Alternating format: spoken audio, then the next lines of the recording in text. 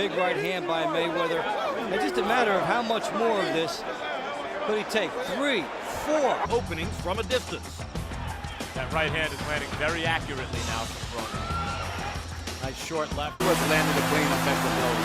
Then as the round goes on, here comes Margarito with this sort of accumulation of punches where eventually he started penetrating and landing his shots.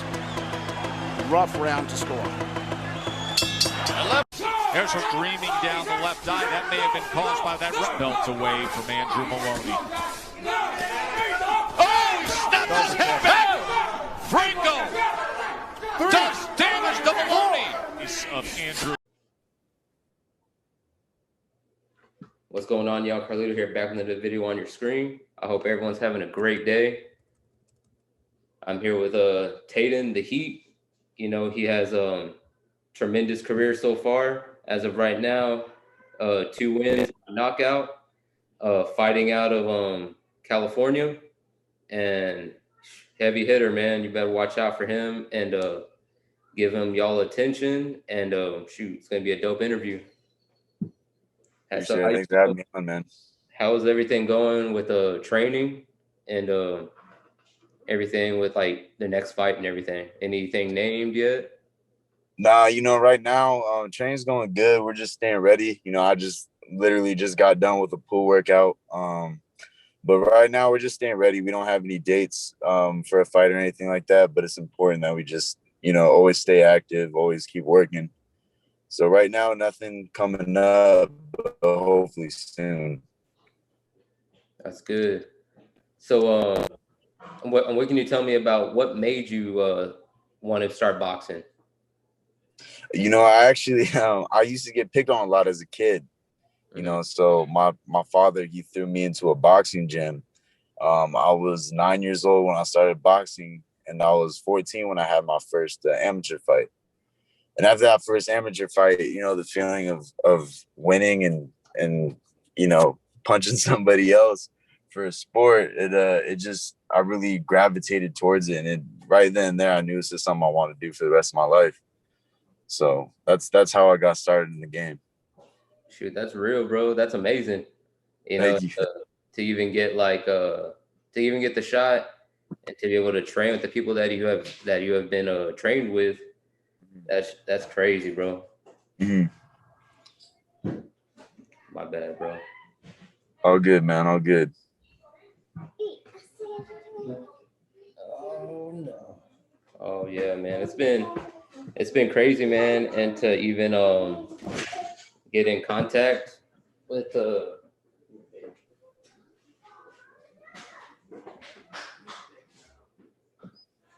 Arnold, watch it, okay? I'm doing an interview.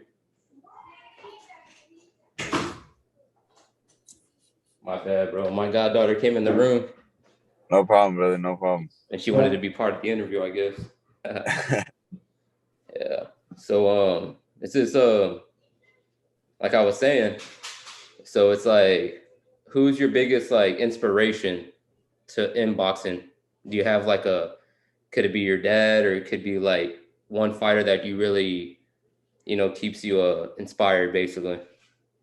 Well, I mean, definitely my father, he inspires me a lot, you know, just how he worked hard for my family, or our family, how he worked hard for our family definitely inspired me and taught me to work hard for everything that I have and everything that I want to have. As far as boxing goes, my hero is Canelo. You know, we were just talking about Canelo a few minutes ago, but just his work ethic and the way he just breaks somebody down in the ring. It's always been fascinating to me. Mm-hmm. So my two biggest inspirations in this are my father and Canelo, for sure. For sure. Yeah, you know, looking at your Instagram a while back, you had a picture with Canelo. What can you tell me about? What can you tell me about what kind of man he is, man? Like in person. You know, man, he's a very focused and determined individual. Just watching the way he trains, you know, he gets to the gym, it's all business. He just has that goal in mind, and you could tell that he's just super focused individual. You know, it was really cool to be able to be there with somebody that I really looked up to for a really long time, you know, but obviously I don't know who he is as a person, or I didn't get to really judge his character too much because I only met him in passing, being at his gym. But just from what I saw, in the brief time that I did, he works really hard. He trains really hard. Damn. Yeah, shoot, that would be dope, man, just to be an eye on the wall in that gym. Just to see Definitely. just to see how everything goes. And Mhm. I've been following Canelo, since he fought Mayweather Mhm. 7.5 years ago. And that was a crazy fight, man. And I was like, dude, I know Canelo's gonna be something. Even with that loss, I just felt like, dude, like, yeah, this is gonna be the star of boxing. Even though I was like, I didn't want to shy away from Floyd, I was like, man, I know this guy's gonna, gonna take over the sport and be the moneymaker that what he is Definitely. today. Definitely. And I think that loss really was a big turning point in his career. it's Sure. like you really needed that to happen. So Exactly. that dream fight that he had. So it brings me to my question: like, do you have any like dream fights that you would like love to have later on in your career? Man, I don't. The only dream fights I have are the ones with the titles. Those are my dream fights. And whoever has the title at that point in time, then that will be my dream fight. But my goal in mind is just those belts. But whoever has them, I'm gonna take them out and get the belt. Hell yeah! So who would you want to, if you could have like, if you name one person, who would you want to fight like next as like a title fight? Just say. Oh, like when I get to the point in my career when I have a title fight, and Yeah, who it would. I want that guy. Man, probably I really grew up being a huge fan of Oscar Valdez. I've always been a huge fan of Oscar Valdez, so it would definitely be him. I think it'd be a pretty cool experience to fight Oscar Valdez one day if he has the title and that fight lines up. That'd be really cool. It kind of remind me of like when Oscar De La Hoya fought Julio Cesar Chavez. Oh That yeah, was somebody who looked up to for a long time, and then being able to fight him for a title, that's pretty cool. So for me, it would be Oscar Valdez. Oscar Valdez. Yeah, that dude's a tremendous athlete, man. And shoot, and if Definitely. y'all can make that one day happen, y'all could have it right Mhm. there at Riverside where they doing all them big fights recently. Yeah, That would be nice, definitely. man. That'd Do be you pretty have, cool. do you have like since you've been boxing, what can you tell me about your past two fights? Like, what do you feel like you did right, or do you feel like you were able to showcase yourself to a certain extent, or no? My first fight, it was definitely a eye opener. Um, I got dropped my first fight as a pro. The first round, I got a little overconfident and I was just throwing shots while he was throwing shots, and he connected one right on the chin, and it was a quick flash knockdown. It to me that made me aware like I need to step my defense up, and I need to be more aware and more cautious about when I'm in the pocket and boxing more. So that helped me make the change in training and find somebody that focuses on defense as well as offense. So that was my first learning experience from the pros for my first fight. My second fight ended it in the second round. Unfortunately, the opponent to me wasn't. I don't mean to talk ill about anybody, but that good. Next time, I definitely want a harder opponent, someone who tests me a little bit. So I didn't get to showcase my skills as much as I'd like to my last fight, but definitely the second one or the third one coming up, I'll be able to showcase my talent a lot more. Hell yeah. What do you so what do you take from the first fight onto like you were saying that you were knocked down? Like how did you feel like from that knockdown to how you ended your last fight? You felt like you've Mm. learned so much more about yourself in the ring?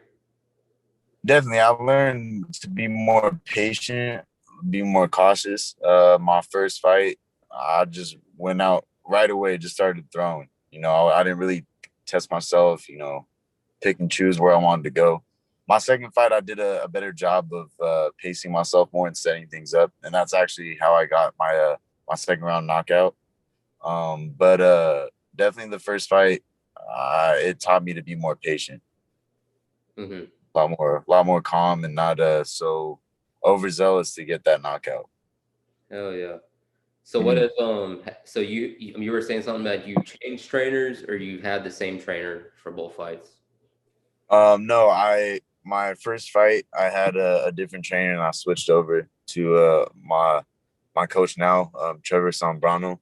So he's been teaching me more defense and being patient and calmly placing my shots, not being over anxious to get that knockout. Mm-hmm. That's good. So definitely. So what can you tell me about like the gym style? Are you more of like what brand do you usually like to use for like, boxing style, like Everlast? I love winning. Huh? I love the gear. Winning. Winning? That's yeah, definitely. Damn, that's the first one, but I haven't heard that one yet.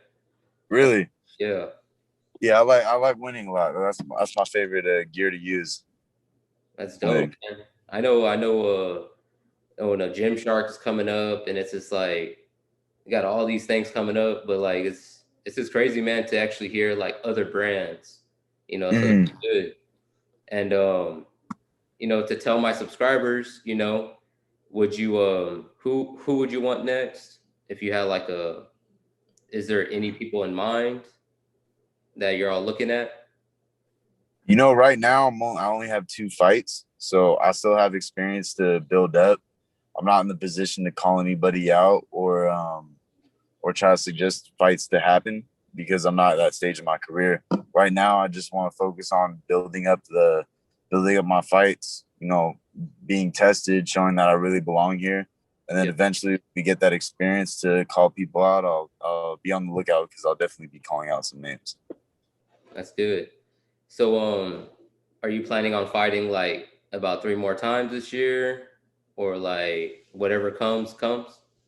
Honestly, man, I'd like to finish up the year by at least 6 pro fights.